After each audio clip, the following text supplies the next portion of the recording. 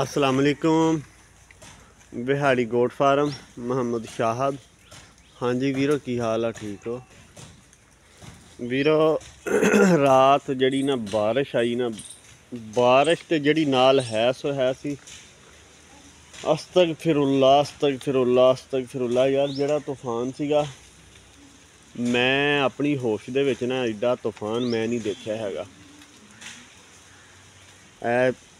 33-34 साल मेरी एज हैगी है, तो मैं एडा तूफान मैं नहीं देखा हैगा। यकीन करो, कोई बहुत ख़तरनाक। अल्लाह माफ़ करे, अल्लाह ताला अपने हिफ्ज़ो ईमान विच रखे हर मुसलमान नूं। ते और यकीन करो ना, बड़ा ही की कहंदे ना अफसोस हो रहा वा।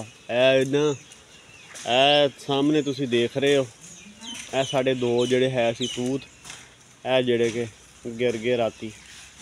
ਠੀਕ ਹੈ, ਇਹ ਤੂਤ ਡਿੱਗਿਆ, ਉਸ ਤੋਂ ਬਾਅਦ ਉਹ ਪਰੇ ਇਸ ਨਿੰਮ ਉੱਤੇ ਗਿਆ, ਇਹਦਾ ਟਾਣਾ ਭੰਨਿਆ ਇਹਨੇ। ਠੀਕ ਆ, ਅਤੇ ਇੱਦਾਂ ਹੀ ਉਹ ਪਰਲੇ ਪੋਰਸ਼ਨ ਵਿੱਚ ਇੱਕ ਤੂਤ ਸੀਗਾ, ਉਹ ਗਿਰ ਗਿਆ।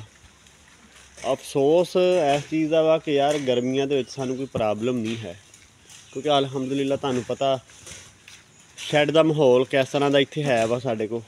ਅਤੇ और ये तूत जेडे है वो ना मेरे दादा अबू ने अपने हाथ नाल लगाए हुए थे। हालांकि ना बड़ी एक दफ़ा ना परेशानी बनी। मैं क्या यार, हालांकि असी ना दरख्तों की केयर बड़े अच्छे तरीके नाल असी कीती हुई आ। मैं इन्हां दरख्तों के नाल जिहड़ा है वा ना, क्योंकि जानवर आए दी फितरत आ, इन्हें ना थल्लों जिहड़े है वा सक वगैरह जिहड़े खांदे आ, ते छिलका जिहड़ा ना उतार के खा जाते हुंदे आ। ਜਦੋਂ ਦਰਖਤ ਦੇ ਕੋਈ ਵੀ ਦਰਖਤ ਆ, ਉਹਦਾ ਜਦੋਂ ਨੀਚੇ ਉੱਪਰ ਵਾਲਾ ਛਿਲਕਾ ਜਦੋਂ ਜਾਨਵਰ ਖਾ ਜਾਂਦਾ ਨਾ, ਉਹ ਆਟੋਮੈਟਿਕ ਹੀ ਦਰਖਤ ਦੀ ਖੁਰਾਕ ਬੰਦ ਹੋ ਜਾਂਦੀ, ਦਰਖਤ ਸੁੱਕ ਜਾਂਦਾ ਵਾ। ਅਤੇ ਮੈਂ ਕੀ ਕਰਦਾ ਹੁੰਦਾ ਸੀ, ਤੂਤ ਦਾ ਤਾਂ ਵੈਸੇ ਵੀ ਛਿਲਕਾ ਜਿਹੜਾ ਬਹੁਤ ਸਖਤ ਹੁੰਦਾ, ਬੱਕਰੀ ਕੋ ਨਹੀਂ ਖਾ ਹੁੰਦਾ ਹੈਗਾ। ਅਤੇ ਜਿਹੜੀਆਂ ਖਾਸ ਕਰ ਨਿੰਮਾਂ ਜਿਹੜੀਆਂ ਹੈ ਵਾ, ਮੈਂ ਇਹਨਾਂ 'ਤੇ ਨਾ ਹਰ ਹਫਤੇ ਬਾਅਦ 8-10 ਦਿਨ ਬਾਅਦ ਜਿਹੜਾ ਹੈ ਵਾ, ਉਹ ਗਿੱਲਾ ਗੋਇਆ ਕਰਕੇ ਨਾ ਉਹ ਮਲ ਦਿੰਦਾ ਹੁੰਦਾ ਸੀ। ਫਿਰ ਜਾਨਵਰ ਨਹੀਂ ਖਾਂਦੇ ਸੀਗੇ। ਬਾਅਦ ਕਾਤ ਇਸ ਤਰ੍ਹਾਂ ਹੁੰਦਾ ਸੀ ਕਿ 6-6 ਮਹੀਨੇ 3-3 ਮਹੀਨੇ 4-4 ਮਹੀਨੇ ਵੀ ਗੁਜ਼ਰ ਜਾਂਦੇ ਸੀ, ਸਿਰਫ ਵੀ ਸੀਜ਼ਨ 'ਚ ਇੱਕ ਦਫਾ ਹੀ ਗੋਇਆ ਲਾਉਣਾ ਪੈਂਦਾ ਸੀਗਾ। ਅਤੇ ਜਦੋਂ ਫਿਰ ਬਾਰਿਸ਼ ਆ ਜਾਂਦੀ, ਜਦੋਂ ਦੁਬਾਰਾ ਗੋਇਆ ਉਤਰ ਜਾਂਦਾ, ਦੁਬਾਰਾ ਫਿਰ ਮੈਂ ਲਾ ਦਿੰਦਾ ਹੁੰਦਾ ਸੀ। ਮੈਂ ਕਿ ਗੱਲ ਕਰਨ ਦਾ ਮਕਸਦ ਇਹ ਆ ਕਿ ਮੈਂ ਇੱਦਾਂ ਇਹਨਾਂ ਦਰਖਤਾਂ ਨੂੰ ਨਾ ਮੈਂ ਬਚਾਇਆ ਹੋਇਆ ਵਾ। ਖਾਸ ਕਰ ਜਿਹੜੀਆਂ ਨਿੰਮਾਂ ਜਿਹੜੀਆਂ ਹੈ, ਜਿਸ ਤਰ੍ਹਾਂ ਉਹ ਪਰੇ ਨਿੰਮ ਹੈ ਅਤੇ ਸਾਹਮਣੇ ਨਿੰਮ ਹੈਗੀ ਆ, ਇਹਨਾਂ ਨੂੰ ਬਚਾਇਆ ਹੋਇਆ ਸੀਗਾ।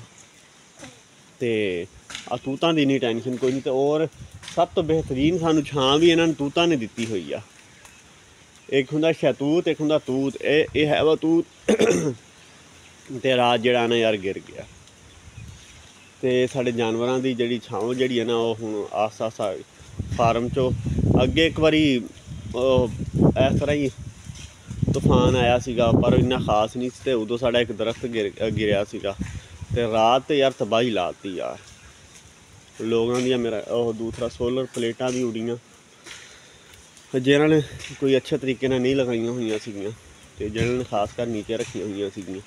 ਅਤੇ ਇਹ ਜਿਹੜੀ ਆ ਨਾ ਰਾਤੀ ਇਹ ਨੁਕਸਾਨ ਹੋਇਆ ਵਾ। ਅਤੇ ਬਾਕੀ ਅੱਲਾ ਪਾਕ ਕਰਮ ਕਰੇ, ਕਿਉਂਕਿ ਸਾਡੀ ਸ਼ੁਰੂ ਤੋਂ ਹੀ ਆਦਤ ਹੈਗੀ ਆ।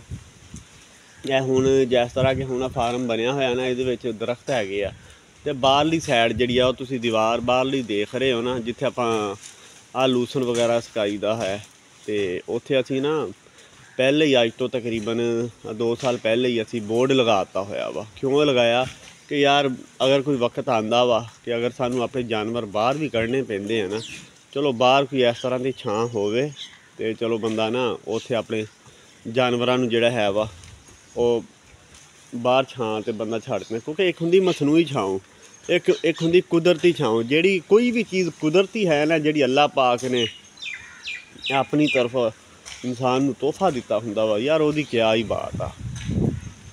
ਉਹਦੇ ਵਰਗੀ ਤਾਂ ਰੀਸ ਹੀ ਕੋਈ ਨਹੀਂ ਹੈ। ਠੀਕ ਹੈ ਨਾ। ਇੱਕ ਆਰਟੀਫਿਸ਼ਲ ਚੀਜ਼ਾਂ ਇਨਸਾਨ ਨੇ ਤਿਆਰ ਕੀਤੀਆਂ ਹੋਈਆਂ, ਇੱਕ ਅੱਲਾ ਪਾਕ ਨੇ ਖੁਦ ਕੁਦਰਤੀ ਪੈਦਾ ਕੀਤੀਆਂ ਹੋਈਆਂ। ਖਾਸ ਕਰ ਦਰਖਤ ਜਿਹੜੇ ਹੈਗੇ ਆ, ਅਤੇ ਯਾਰ ਬਹੁਤ ਅੱਲਾ ਪਾਕ ਦੀ ਨਿਅਮਤ। ਅੱਲਾ ਪਾਕ ਦੀ ਸਾਰੀਆਂ ਨਿਅਮਤਾਂ ਹੀ ਜ਼ਬਰਦਸਤ ਤੋਂ ਜ਼ਬਰਦਸਤ ਹੈ ਵਾ। ਅਤੇ ਬਾਕੀ ਆ ਜਿਹੜੀ ਛਾਂ ਜਿਹੜੀ ਹੈ ਸੀ ਨਾ ਯਾਰ, ਇਹ ਹੁਣ ਸਾਨੂੰ ਕੰਮ ਹੁੰਦੀ ਨਜ਼ਰ ਆ ਰਹੀ ਆ। ਬਾਕੀ ਕੋਈ ਨਹੀਂ, ਜੋ ਜਾਨਵਰਾਂ ਦੇ ਨਸੀਬ ਵਿੱਚ ਹੈ ਵਾ ਜਾਨਵਰਾਂ ਨੂੰ ਮਿਲ ਜਾਣਾ ਵਾ, ਜੋ ਸਾਡੇ ਨਸੀਬ 'ਚ ਸਾਨੂੰ ਮਿਲ ਜਾਣਾ ਹੈਗਾ ਵਾ।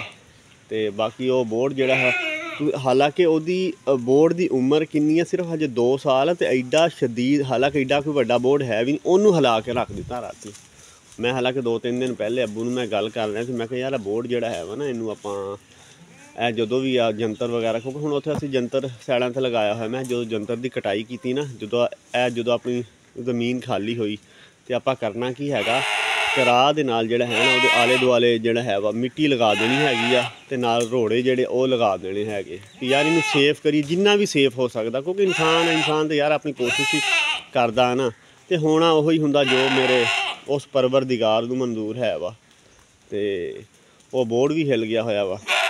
ਅਤੇ ਗੱਲ ਕਰਨ ਦਾ ਮਕਸਦ ਹੈ ਕਿ ਐਡਾ ਸ਼ਦੀਦ ਜਿਹੜਾ ਹੈ ਤੂਫਾਨ ਸੀਗਾ ਰਾਤ। ਅਤੇ ਇਸੇ ਤਰ੍ਹਾਂ ਹੀ ਜਿਹੜਾ ਸਾਡਾ ਦੂਸਰਾ ਪੋਰਸ਼ਨ ਹੈ ਵਾ ਬੱਕਰੀਆਂ ਦਾ, ਉਹ ਵੀ ਤੁਹਾਨੂੰ ਮੈਂ ਦਿਖਾਉਂਦਾ ਵਾਂ ਕਿ ਉਹਦੀ ਕੀ ਸਿਚੁਏਸ਼ਨ ਹੈਗੀ ਆ। ਉੱਧਰ ਵੀ ਇੱਦਾਂ ਹੀ ਹੋਇਆ ਵਾ। ਉੱਧਰ ਵੀ ਇੱਕ ਤੂਤ ਸੀਗਾ ਕੰਮ ਦਾ, ਉਹ ਗਿਰ ਗਿਆ। ਉੱਥੇ ਹੁਣ ਇੱਕ ਅੰਬ ਦਾ ਬੂਟਾ ਵਾ, ਅਤੇ ਉਹ ਵੀ ਤੁਹਾਨੂੰ ਮੈਂ ਦਿਖਾਉਣਾ। ਅੰਬਾਂ ਨੂੰ ਤਾਂ ਕੁਛ ਨਹੀਂ ਹੋਇਆ, ਉਹੀ ਦਰਖਤ ਗਿਰੇ ਆ ਜਿਨ੍ਹਾਂ ਦੀ ਛਾਂ ਜਿਹੜੀ ਜ਼ਬਰਦਸਤ ਹੈ। ਅਤੇ ਹੁਣ ਇੱਥੇ ਰਹਿ ਗਏ, ਇੱਕ ਇਹ ਤੂਤ ਰਹਿ ਗਿਆ, ਇੱਕ ਇਹ ਰਹਿ ਗਿਆ। ਉਹ ਪਰੇ ਨਿੰਮ ਹੈਗੀ, ਇੱਕ ਇਹ ਨਿੰਮ ਆ, 2 ਇਹ ਵਾ, ਬਾਕੀ ਆ ਤੂਤ ਆ। ਅਤੇ ਬਾਕੀ ਮੈਂ ਤੁਹਾਨੂੰ ਦੂਸਰੇ ਪੋਰਸ਼ਨ 'ਚ ਵੀ ਦਿਖਾਉਂਦਾ ਵਾ। ਅਤੇ ਆਹ ਦੇਖ ਲਓ ਵੀਰੋ, ਇਸੇ ਤਰ੍ਹਾਂ ਹੀ ਜਿਹੜਾ ਹੈ ਵਾ ਇੱਧਰ ਵੀ ਇਹੀ ਸੂਰਤ ਹਾਲ ਹੈਗੀ ਆ। ਇੱਧਰ ਆ ਇੱਕ ਤੂਤ ਸੀਗਾ, ਇਹ ਜਿਹੜਾ ਕਿ ਗਿਰ ਗਿਆ। ਹੁਣ ਇਹਨੂੰ ਛਾਂਗਦੇ ਪਏ ਆ, ਛਾਂਗ ਕੇ ਅਤੇ ਜਿਹੜਾ ਹੈ ਨਾ, ਚਲੋ ਜਦੋਂ ਜਾਨਵਰ ਖਾ ਲੈਣਗੇ ਫਿਰ ਜਿਹੜੀਆਂ ਇਹਦਾ ਬਾਲਣ ਹੋਏਗਾ, ਫਿਰ ਚਲੋ ਬੰਦਾ ਬਾਹਰ ਸਿੱਟ ਦੇਗਾ। ਉਹ ਇਹਦੇ ਅੱਗੇ ਉਹ ਇੱਕ ਨਿੰਮ ਹੈ ਸੀਗੀ, ਅਤੇ ਉਹ ਬਚ ਗਈ। ਉਹ ਪਰਲੀ ਸਾਈਡ 'ਤੇ ਉਹਨੇ ਟਾਹਣਾ ਉਹਨੇ ਤੋੜਿਆ ਵਾ। ਇੱਧਰ ਹੁਣ ਇੱਕ ਅੰਬ ਆ, ਅਤੇ ਉਹ ਪਰੇ ਜਿਹੜੀ ਹੈ ਵਾ ਆ ਨਿੰਮ ਹੈਗੀ ਆ। ਅਤੇ ਇਹ ਦੇਖ ਲਓ, ਇਹਦੇ ਜਿਹੜੇ ਜਾਨਵਰ ਜਿਹੜੇ ਫਿਲਹਾਲ ਅੰਦਰ ਕੀਤੇ ਹੋਏ ਆ, ਕਿਉਂਕਿ ਅੰਦਰ ਆਪ ਹੀ ਕੀਤੇ ਸੀਗੇ। ਮੈਂ ਕਿਹਾ ਚਲੋ ਇੱਕ ਦਫਾ ਨਾ ਇਹਨੂੰ ਛਾਂਗ ਲੈਣ, ਛਾਂਗ ਕੇ ਅਤੇ ਜਦੋਂ ਖਿਲਾਰ ਦੇਣਗੇ ਨਾ ਛਾਂਗ ਕੇ, ਅਤੇ ਫਿਰ ਜਿਹੜਾ ਹੈ ਜਾਨਵਰ ਬਾਹਰ ਕੱਢ ਦੇਣਗੇ। ਅਤੇ ਚਲੋ ਫਿਰ ਜਦੋਂ ਖਾ ਲੈਣਗੇ ਫਿਰ ਬਾਲਣ ਜਿਹੜਾ ਬੰਦਾ ਬਾਹਰ ਕੱਢ ਦਿੰਦਾ ਵਾ। ਅਤੇ ਇਹ ਸੂਰਤ ਹਾਲ ਹੈਗੀ ਆ। ਔਰ ਦੁਬਾਰਾ ਫਿਰ ਹੁਣ ਮੌਸਮ ਬਣ ਰਿਹਾ ਵਾ ਬਾਰਿਸ਼ ਦਾ, ਕਿਉਂਕਿ ਬੜੀ ਸਪੀਡ ਨਾਲ ਬੱਦਲ ਹੋ ਰਹੇ ਹੈਗੇ ਆ, ਹਵਾ ਵੀ ਤੇਜ਼ ਹੋ ਰਹੀ ਆ। ਬਾਕੀ ਅੱਲਾ ਪਾਕ ਕਰਮ ਕਰੇ, ਦੇਖੋ ਕੀ ਬਣਦਾ। ਵੈਸੇ ਅੱਗੇ ਬਾਰਿਸ਼ਾਂ ਦਸੀਆਂ ਹੋਈਆਂ ਵਾ, ਅੱਲਾ ਪਾਕ ਆਪਣੇ ਹਿਫਜ਼ੋ ਈਮਾਨ 'ਚ ਰੱਖੇ। ਬਾਕੀ ਨਾ ਵੀਰੋ, ਮੈਂ ਨਾ ਆਪਣੇ ਸੋਹਣੇ ਵੀਰਾਂ ਨੂੰ ਇਸ ਵੀਡੀਓ ਵਿੱਚ ਇੱਕ ਹੀ ਪੈਗਾਮ ਦਾਂਗਾ ਕਿ ਯਾਰ ਦਰਖਤ ਜਿਹੜੇ ਹੈ ਵਾ ਨਾ, ਇਹ ਲਗਾਓ, ਠੀਕ ਆ। ਕੋਸ਼ਿਸ਼ ਕਰੋ ਕਿ ਅਗਰ ਜੇ ਤੁਹਾਡੇ ਕੋਲ ਕੋਈ ਖਾਲੀ ਜਗ੍ਹਾ ਹੈ ਵਾ ਨਾ, ਉਹ ਜਾਂ ਕਿਸੇ ਕੋਲ ਜ਼ਮੀਨ ਹੈਗੀ ਆ, ਚਾਹੇ ਜ਼ਿਆਦਾ ਵਾ ਚਾਹੇ ਕਮ ਆ, ਠੀਕ ਆ ਨਾ, ਵੀ ਤੁਸੀਂ ਆਪਣੀ ਸਾਰੀ ਜ਼ਮੀਨ 'ਤੇ ਨਹੀਂ ਨਾ ਲਗਾਉਣੀ। ਅਗਰ ਜੇ ਤੁਹਾਨੂੰ ਮਸਲਾ ਹੈ ਵਾ ਕਿ ਯਾਰ ਇਹਦੇ ਸ਼ੋਰੇ ਦੀ ਵਜ੍ਹਾ ਤੋਂ ਫਸਲ ਨੂੰ ਨੁਕਸਾਨ ਹੋਏਗਾ, ਅਤੇ ਚਲੋ ਕੋਈ ਆਪਣਾ 1 ਵਿਗਾ ਜਾਂ ਕੋਈ ਵਿਗਾ ਵੀ 4 ਕਨਾਲ ਜਾਂ 1 ਏਕੜ ਦੇ ਆਹ ਸਾਈਡਾਂ 'ਤੇ ਬੰਨਿਆਂ 'ਤੇ ਆਪਣੇ ਦਰਖਤ ਵਗੈਰਾ ਜਿਹੜੇ ਨਾ ਉਹ ਲਗਾਇਆ ਕਰੋ। ਕਿਉਂਕਿ ਆਪਣੇ ਮੁਲਕ ਦੇ ਵਿੱਚ ਅੱਗੇ ਦਰਖਤਾਂ ਦੀ ਕਿੱਲਤ ਹੈਗੀ ਆ, ਠੀਕ ਆ। ਅਤੇ ਲਗਾਓ, ਅਗਰ ਜੇ ਤੁਹਾਡੇ ਘਰ ਦੇ ਸਾਹਮਣੇ ਕੋਈ ਜਗ੍ਹਾ ਐਸੀ ਹੈਗੀ ਆ ਕਿ ਜਿੱਥੇ ਕਿ ਤੁਸੀਂ ਦਰਖਤ ਲਗਾ ਸਕਦੇ ਹੋ, ਉੱਥੇ ਜਿਹੜੇ ਹੈ ਨਾ ਦਰਖਤ ਲਗਾਓ। ਕਿਉਂਕਿ ਦਰਖਤ ਦੀ ਜਿਹੜੀ ਹੈ ਨਾ ਬਹੁਤ ਜ਼ਿਆਦਾ ਅਹਿਮੀਅਤ ਹੈਗੀ ਆ ਆਪਣੇ ਮੁਲਕ ਦੇ ਵਿੱਚ। ਕਿਉਂ ਇਹ ਮੌਸਮ ਇਸ ਤਰ੍ਹਾਂ ਹੋ ਰਿਹਾ ਵਾ, ਸਿਰਫ ਔਰ ਸਿਰਫ ਇਹ ਕੰਮ ਦਰਖਤਾਂ ਦੀ ਵਜ੍ਹਾ ਤੋਂ ਹੈ ਵਾ। ਅਤੇ ਇਹ ਕੋਸ਼ਿਸ਼ ਕਰੋ, ਬਲਕਿ ਹੋਰ ਵੀ ਜਿੰਨੇ ਵੀ ਦੋਸਤ ਹੈਗੇ ਨਾ ਜਿਹੜੇ ਤੁਹਾਡੇ ਹੈ ਵਾ, ਉਹਨਾਂ ਨੂੰ ਵੀ ਕਹੋ ਕਿ ਯਾਰ ਦਰਖਤ ਜਿਹੜੇ ਹੈ ਵਾ ਨਾ ਉਹ ਲਗਾਓ। ਅੱਜ ਅਗਰ ਜੇ ਤੁਹਾਡਾ ਇੱਕ ਵੀ ਦਰਖਤ ਲਗਾਇਆ ਉਹ ਕਾਮਯਾਬ ਹੋ ਗਿਆ ਨਾ, ਤਾਂ ਇਨਸ਼ਾਅੱਲਾ ਅੱਲਾਹ ਪਾਕ ਉਹਦਾ ਤੁਹਾਨੂੰ ਅਜਰ ਦੇਗਾ, ਠੀਕ ਆ। ਕਿਉਂਕਿ ਕੋਸ਼ਿਸ਼ ਨਾਲ ਹੀ ਹਰ ਚੀਜ਼ ਜਿਹੜੀ ਹੈ ਵਾ ਉਹ ਹੁੰਦੀ ਆ। ਅਗਰ ਜੇ ਐਵੇਂ ਗੱਲਾਂ ਬਾਤਾਂ ਨਾਲ ਕੁਛ ਨਹੀਂ ਹੁੰਦਾ, ਠੀਕ ਹੈ ਨਾ। ਕਿਉਂਕਿ ਸਾਡੇ ਇਹ ਹੁਣ ਅਲਹਮਦੁਲਿਲਾ ਮੈਂ ਕਈ ਦਫਾ ਬਾਹਰ ਵੀ ਜਾ ਕੇ ਵੀਡੀਓ ਮੈਂ ਬਣਾਈ ਹੈ ਨਾ ਫਾਰਮ ਤੋਂ ਬਾਹਰ, ਅਤੇ ਸਾਡੀ ਵੀ ਇਹੀ ਕੋਸ਼ਿਸ਼ ਹੁੰਦੀ ਕਿ ਜ਼ਿਆਦਾ ਤੋਂ ਜ਼ਿਆਦਾ ਜਿਹੜੇ ਹੈ ਨਾ ਉਹ ਦਰਖਤ ਜਿਹੜੇ ਹੈ ਵਾ ਉਹ ਲਗਾਏ ਜਾਣ। ਅਤੇ ਬਾਕੀ ਦੁਆਵਾਂ 'ਚ ਯਾਦ ਰੱਖਿਓ। ਓਕੇ ਜੀ, ਅੱਲਾ ਹਾਫਿਜ਼।